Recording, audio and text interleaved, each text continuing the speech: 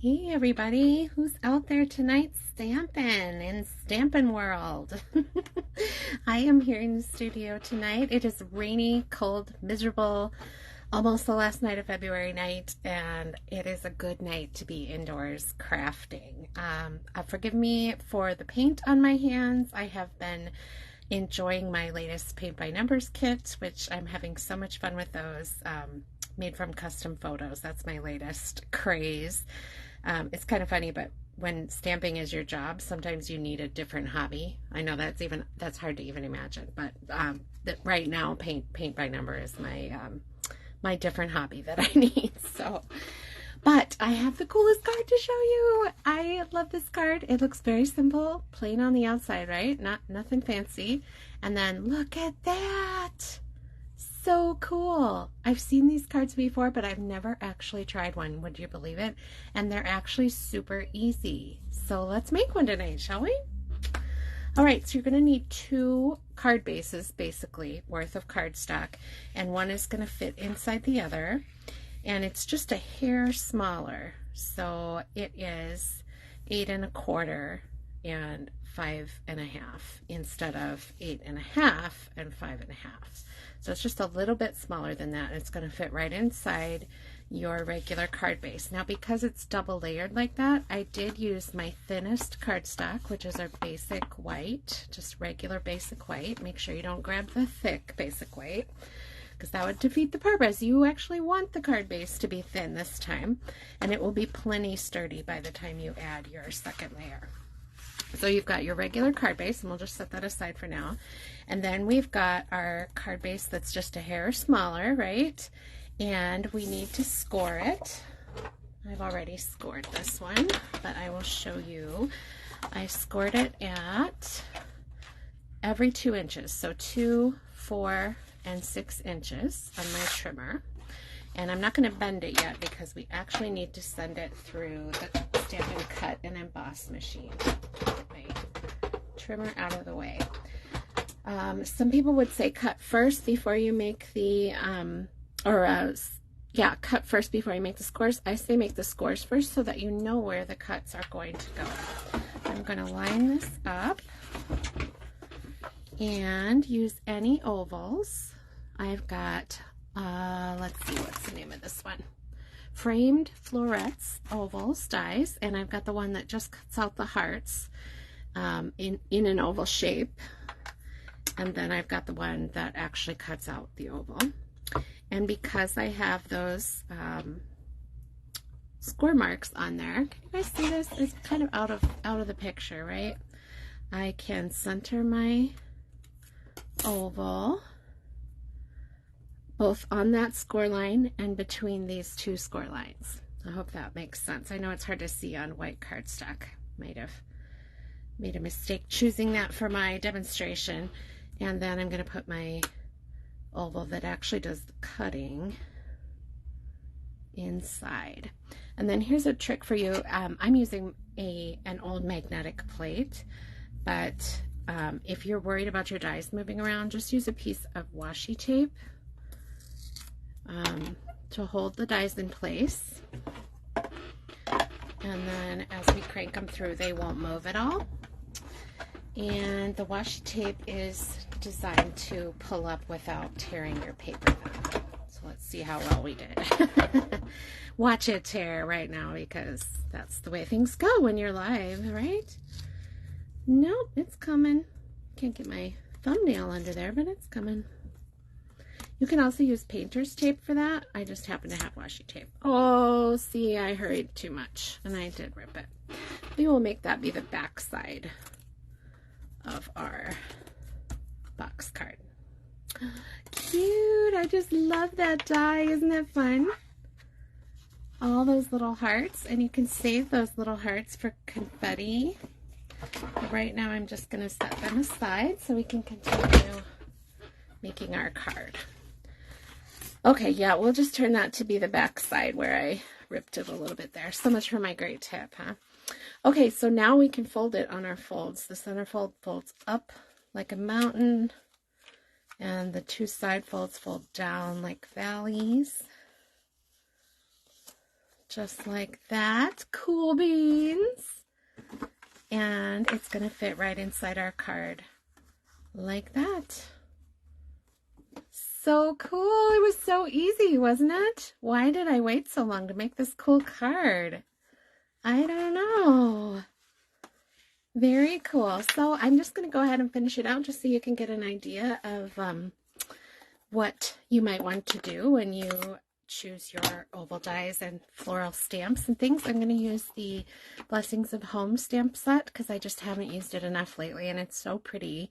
And it's one of those that you don't have to color if you don't want to. So that's kind of where I went with my sort of toile effect, where it's white background and just a single color of floral ink on top here. So I'm going to center that and push down kind of hard because we're going over the folded center there.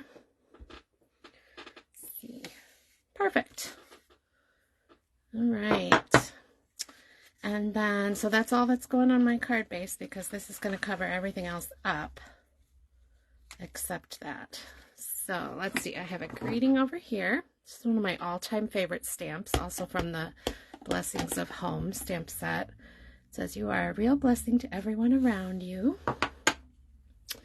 And then some more flowers, because you can never have enough flowers. Just to kind of fill up some of that empty space over there. And then if you're a fan of the rule of threes, we have our 3 elements here. Very cool. And then the outside of the card is just super simple. It is 4 by 5 1/4, and then 3 3/4 by 5. And it's just that same image again. Where'd that stamp go? So there's nothing on the outside that tells you what fabulousness waits on the inside. But I was really tickled when I finally tried this card. I was like, oh my goodness, that technique is so easy. And we all have oval dies, right? If you don't, the framed florets dies, there's flowers in there too, but the ovals are just amazing. Got a little piece of fuzz from the ink pad. Oh good, it came off. All right. That never happens when I'm alone, right? It only happens when you're live.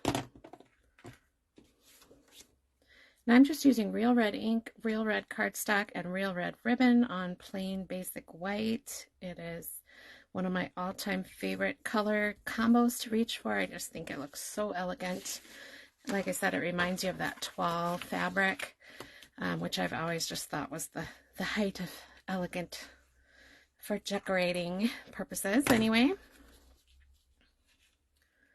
I love all things English though, and that always seemed like a very English fabric to me. I have no idea where it came from. With a name like Toile, it's probably French, right? Now I'm gonna have to look that up. Okay, so when you glue this down, then this card inside a card, make sure you're gluing only those 2 side panels.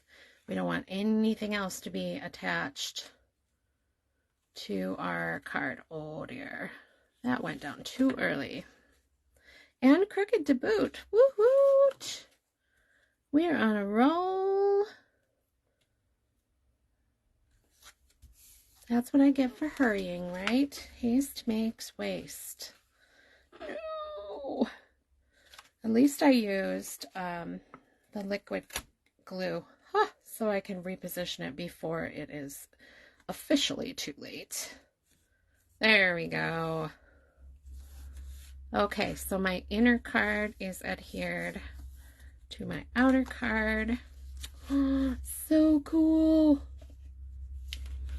And then you're going to really flatten all those creases, because that is a thick card. When all is said and done, that is a lot of layers of cardstock in there, even though you used your thinnest cardstock. How'd we do? You could tell I got glue in there somewhere. Yeah. I'm going to have to let that dry, and then I'll use my adhesive eraser which I got at the Dollar Tree for $1. Got to get one of those. I will use my adhesive eraser to get that glue off in here so that it doesn't stick when I pull it. Cool! What did I forget to do? Can you see it? I forgot to put my ribbon around here before I glued this down. I actually did that on the sample too, and I had to pry it up, and then I had to get it to lay flat again, and it was just kind of a disaster. So maybe I'll put a bow on here this time instead of tying the ribbon around.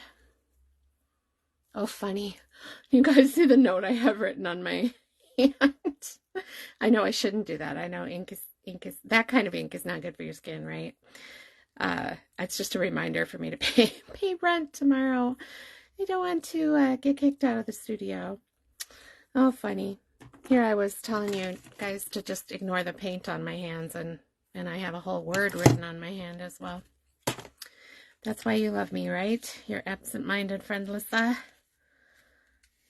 Yeah, that'll work. And then I don't have to pry up the card and try and get it. It'll never quite lay back down right. Okay, it's stuck to my hand. I just wound up with glue everywhere tonight, didn't I? Another thing I wanted to show you is I don't have any red rhinestones on hand because I used them all up for Valentine's. So I am going to take my dark Real Red Stampin' Blends marker and make some red ones. Isn't that fun? Love it. And when that dries, because these are alcohol markers, that's permanent. It's just like if you colored it with a Sharpie. So we'll just let those dry.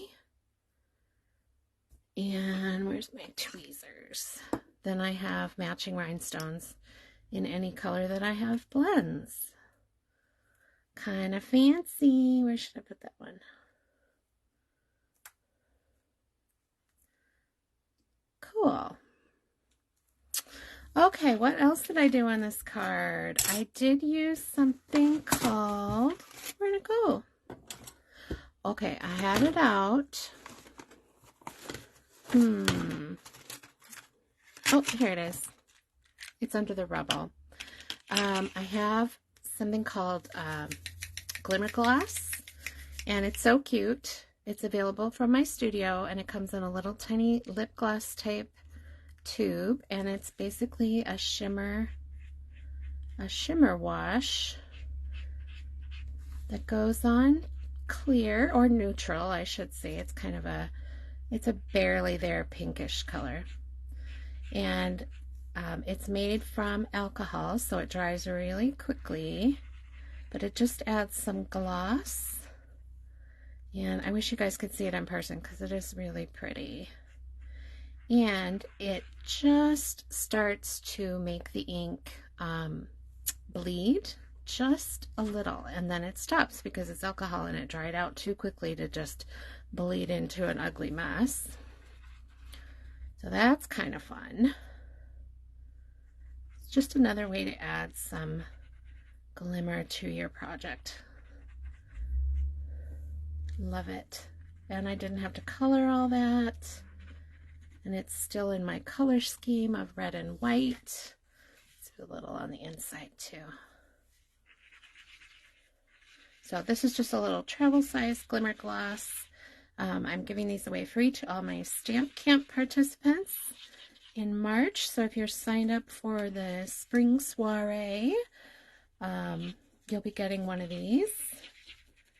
So you can try it out yourself.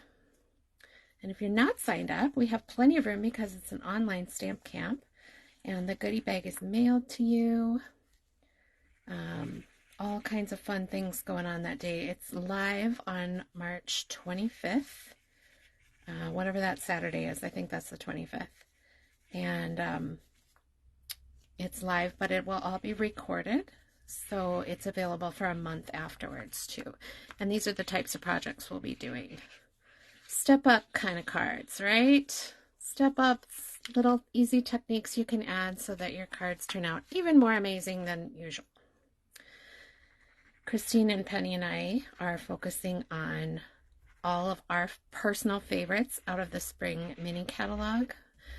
so that we can show them all off before the Spring Mini Catalog goes into retirement, which it goes into retirement very shortly after the 25th. So this is a good chance to take one more look at all those Spring Mini Catalog goodies and hear about which ones we think are worth getting and make your final wish list before it retires. Can't believe we are in catalog retirement season already. Here we go. I'm excited for a new big catalog coming soon too, though. Okay, so I hope you enjoyed that cool card, and you can literally make this with any oval. You can make it with hearts, you can make it with squares.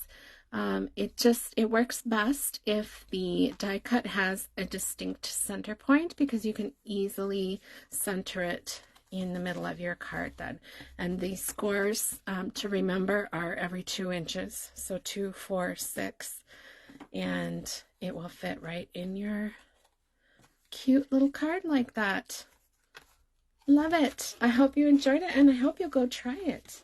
And let me know if you have any questions at all about Stampin' Up, about getting a catalog, about becoming a demonstrator, whatever you need. I'm your girl. My Stampin' Up site is lyssa.stampinup.net, and there's links there to my blogs, the catalogs, the store, and all good things. Thanks for watching, guys.